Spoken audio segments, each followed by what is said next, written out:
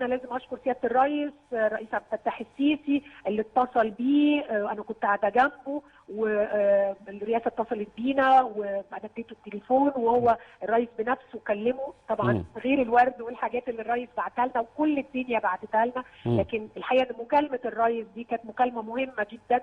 هو سال عن صحته وهو رد عليه وقال له ان هو كويس جدا، والرئيس قال له يلا يا عمرو بقى ما تتدلعش يعني بما معناه عشان اكون دقيقه، ويلا تعالى انزل بقى عشان ترجع تاني يعني تقود العمل الاعلامي. وانا الحقيقه انا وهو كنا سعداء جدا. هو الحقيقه المكالمه دي رفعت معنوياته جدا، وهو معنوياته كويسه، ان كل الناس يعني بتسال عليه. انا جنبي الجميله يسرا هي صديقتنا العزيزه، ويعني مش قادره اقول لك يعني مصر كلها كانت عندنا، دكتور خالد عبد الغفار، كل الوزراء، يعني مش قادره اقول لك احنا دي صداقات العمر، مش مجرد جمهور وناس عاديه. صحيح. الناس صحيح. دي صداقات صحيح. العمر بتاعتنا يا جابر، وانت عارف.